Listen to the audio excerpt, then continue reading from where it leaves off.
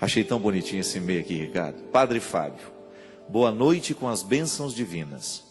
Chamo-me Aristeia, tenho 93 anos, moro em Assis, São Paulo, nutro profunda alimentação pelo seu trabalho, o qual acompanho como posso, e um desejo, que sai impossível porque problemas de saúde e da idade dificultam minha locomoção, de ir conhecê-lo pessoalmente. Primeiro quero agradecer o generoso abraço que você me enviou quando respondeu um e-mail que minha filha Helena lhe enviou e que ela lhe falou sem mim, sem o meu desejo, sobre mim e sobre o meu desejo de conhecê-lo.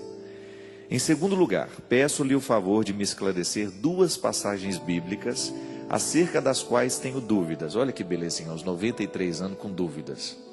Isso não é lindo, gente? Que coisa linda, a dúvida tem que nos mover mesmo até o final da vida. Eu digo isso, as pessoas mais interessantes são as que duvidam, até o fim. Porque a fé, ela é justamente a experiência de driblar a dúvida. Se você tivesse certeza, não haveria necessidade de fé. Então, dúvidas fazem parte do contexto da fé. Estou curioso, vai logo aí. Vamos lá? Isso. Está curioso. Padre Fábio, são duas passagens evangélicas. Sou leitor assíduo da Bíblia. E a primeira pergunta que faço: Jesus realmente teve irmãos? Se ele não os teve, quem são as pessoas às quais as Escrituras se reportam como sendo seus irmãos? A segunda é: o apóstolo Paulo de fato caiu do cavalo? Ou apenas trata-se de uma expressão em sentido figurado? Obrigado por tudo quanto minha família e eu já aprendemos com suas palestras e pelo muito que certamente ainda aprenderemos. Com meu abraço e meu carinho, antecipo-lhe agradecimentos pela resposta, Aristeia. Até o jeito de falar é elegante, né? Você viu? Ô, dona Aristeia, muito obrigado, obrigado mesmo. Que satisfação, me sinto até, né, lisonjeado em ter a participação aqui. Vamos primeiro à pergunta, né? Quando a senhora pergunta se Jesus teve irmãos, se não teve, quem são aquelas pessoas que estavam ali? Isso é uma questão de linguagem. Lá na faculdade a gente aprendeu, dona Aristeia, que essa língua em que foi escrito o texto sagrado, ela é muito rica em verbos, mas é muito pobre em substantivo. Então, por isso que a palavra irmão, ela englobava tudo, englobava primos, parentes mais próximos.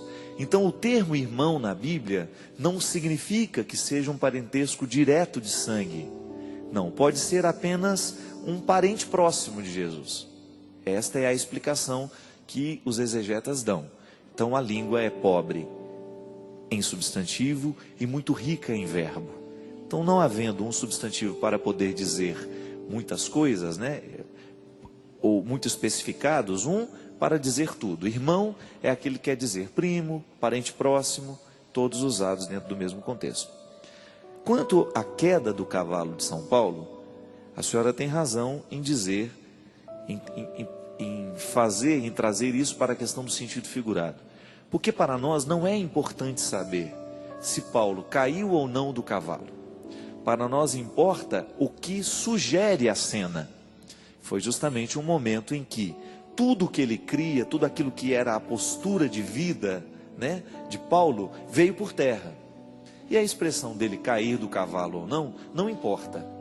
Tanto a senhora pode acreditar que foi uma queda concreta, foi uma queda real, como a senhora pode trabalhar a partir da hipótese de que isso é apenas para figurar um sentido maior. Na verdade, a Sagrada Escritura, ela precisa o tempo todo passar pela experiência de não ser compreendida ao pé da letra. Ela sugere, ela está sugerindo um contexto de mudança, aqui neste caso, na experiência de Paulo. Eu queria aproveitar para dar uma dica, posso? Claro, claro. Uma vez, meditando sobre esta palavra, eu achei bom perguntar para nosso Senhor sobre o significado desta palavra.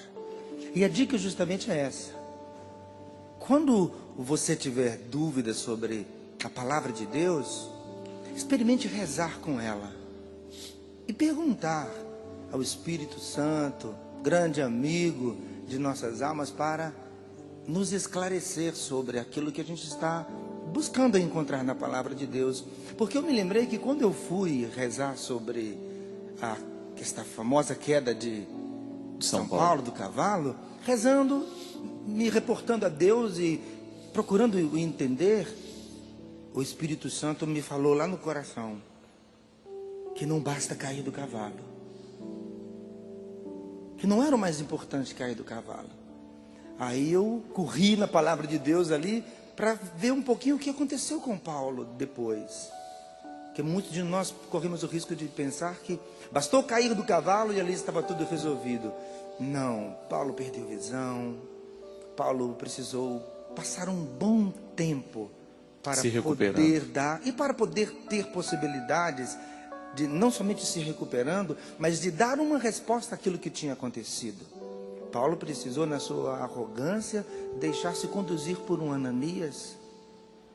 Então eu entendi que não basta cair do cavalo.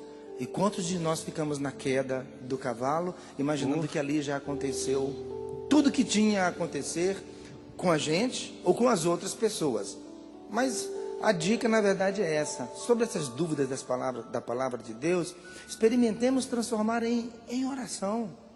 É preciso rezar com a palavra de Deus. Importantíssimo buscar que nós continuemos a nos perguntar sobre a palavra de Deus, mas rezar com ela. Quando a gente tem dúvida, seremos muito surpreendidos pela força viva que de fato a palavra de Deus é. E justamente, e o caráter figurado, né, das passagens, é ele que segura justamente a experiência mística.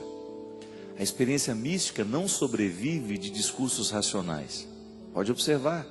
O discurso racional é apenas uma ponte para a experiência mística. Porque se você vai ler os místicos, você vai ver que eles dizem coisas que são bonitas, mas que nem sempre têm sentido. É engraçado isso. Quando a beleza, ela não carece de uma lógica. É bonito, pronto, acabou. É como a gente querer dar razão ao porquê da gente gostar de alguma coisa, né?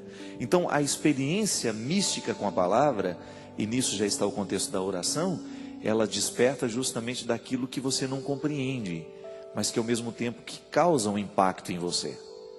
A palavra não é para ser dissecada, né? Ela não é um manual de receita, não.